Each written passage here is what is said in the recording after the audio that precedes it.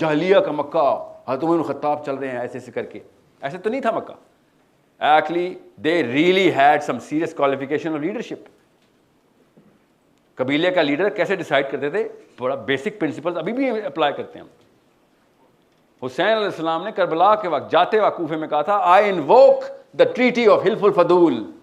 तो इस्लाम से पहले किए, तुम तो इस्लाम भूल चुके हो, मैं तुम्हें इस्लाम से पहले की ट्रीटी के लिए इन्वोक करता हूं कि एटलीस्ट इतना तो तुम्हारे अंदर शऊर होता, इतना तो शऊर होना चाहिए था तुम्हारे अंदर कि मैं किधर जा रहा हूं और तुम लोग सारे के सारे मेरे खिलाफ हो गए हो।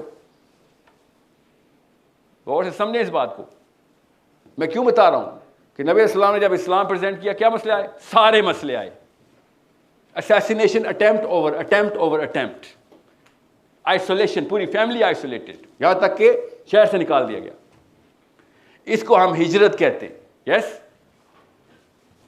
अगर वो हिजरत ना करते तो क्या होता? अली बिन अबी तालिब उनके बिस्तर पे लेटे हुए थे, कत्ल करने आए थे ना 11 सरदार, कत्ल करने आए थे ना। We all know that right, इतनी तो स्टोरी पता है ना आपको। आप मुझे बात बताएं कि जब इस्लाम गैर मुस्लिमों में प्रेजेंट होता है तो ये मसाइल आते हैं, यस और no?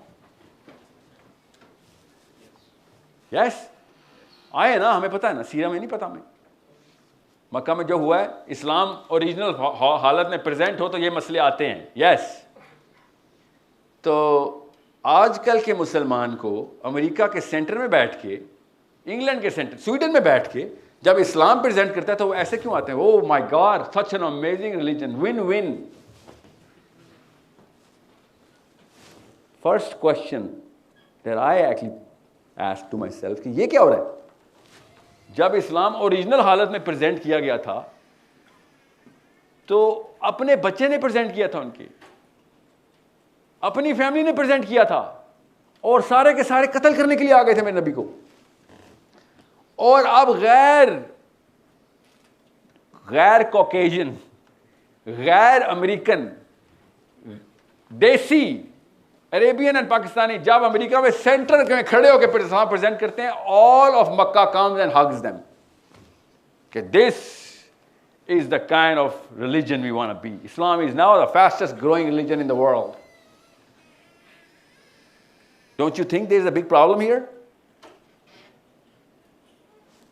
That's the problem that I sensed कि ये तो बहुत बड़ा मसला है। ये कहां से लेके आए हो? तुम्हें रेजिस्टेंस क्यों नहीं आ रही? Why are you not going through drastic issues presenting Islam? क्या दुनिया इतनी अच्छी हो गई है? तो कहीं से भी दुनिया ने अच्छी नहीं हुई। कभी भी मक्कन्स ने मदीना के ऊपर हमला करते हुए 32 लाख बच्चे नहीं मारे थे जिस टोनी ब्लेयर ने मार दिए हमारे। 20 साल तक लड़ाई करते रहे, अफगानिस्तान को बॉम्बिंग करते रहो, इनके सारे बच्चे मार दो। ऐसे तो नहीं होते थे, इतने तो नहीं सफाक था पहले इंसान। सफाक तो अब हुआ कहीं जाके। 30 साल द ग्रेट वॉर क्रिश्चियनिटी की रही, वर्ल्ड वॉर, हॉलोकॉस्ट, इंसान तो मोरालिटी में नीचे से नीचे जा रहा है। ऑल ऑफ अ सडन जब current version of Islam present किया जाता है, everybody loves it. Then that means कि हमने कुछ और चेंज कर दिया इस्लाम में। We took the venom out, we took the brutal candid truth out of Islam. Then we do not present la ilaha illallah the way Prophet sallallahu alaihi wasallam presented. और से समझे इस बात को। इस कॉमन सेंस लिटमस टेस्ट में आपको देके जा रहा हूं। अब वापस आए उस बॉटल पे जहां पे हम थे, सेल्फ एस्टीम। होता क्या है कि मैं जब ये बात करूंगा ना, आपके भी दिमाग की नसें फट जाएंगी कि एक मिनट रुक जाए, आपको ज्यादा समझ आ गई इस्लाम की, मौलवी साहब से भी ज्यादा, आलिम से भी ज्यादा, मुफ्तियों से भी ज्यादा, नस्लों से भी ज़्यादा। मुझे ज़्यादा नहीं समझ आई, बिल्कुल भी ज़्यादा समझ नहीं आई। मुझे बस उतनी समझ आई है कि जितनी जितनी किताबों में लिखी हुई है। वो रिएक्शन फेक तो नहीं थे, जेन्युइन रिएक्शन थे मक्का के। मैंने तो अपनी तरफ से कोई ओपिनियन नहीं दे रहा हूं, मैं तो अब ये कह रहा हूं ये मक्का की हिस्ट्री हर साल रिपीट होती थी, हर दौर में रिपीट होती थी। ये हमारे दौर में all of a sudden love Islam, let live and let live, you go your way, we go our way, Muslim Association of England, Muslim Association of this and that, everyone is so happy about this Islam. All of a sudden I love these guys.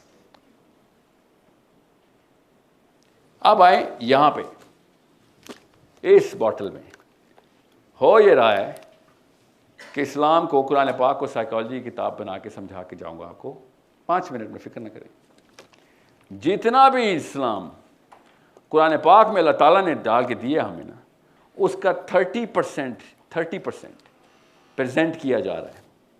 70% जान के छुपाना पड़ता है इनको। क्यों? क्योंकि उस 70% पे ये खुद नहीं पूरा उतर रहे होते, अपनी एस्टीम के लिए छुपा देते।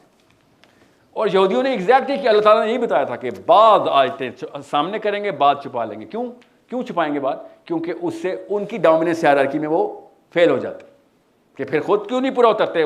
मौलवी साहब, ये बनी इसराइल के बच्चों ने उनके मौलवियों से पूछना था कि ये क्या करते हैं आप, कुरान में तौरात में ये लिखा हुआ है, तो आप तो खुद तो ये काम करते ही नहीं है।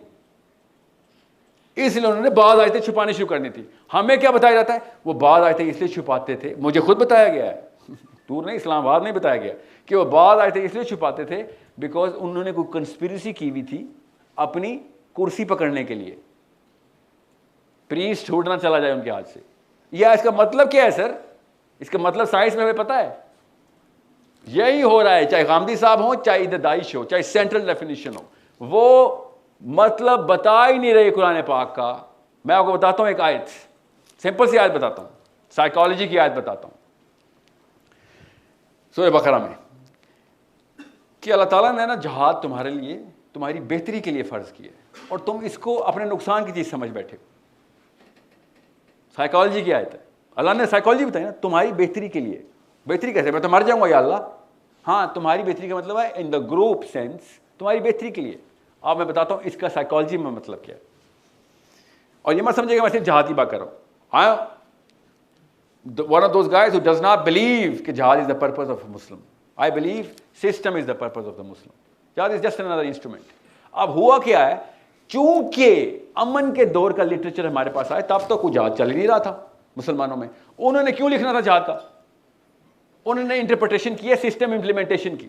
क्या आप तो सिस्टम ले चुके हैं हम वो वाली स्कॉलरशिप पकड़ते हैं। और चूंकि हम खुद जहाद आउटसोर्स कर चुके हैं अपनी अपनी आर्मीज को, तो रेगुलर मुसलमान ने कभी जिंदगी में तलवार नहीं उठाई होती, कभी जिंदगी में लड़ाई नहीं की होती।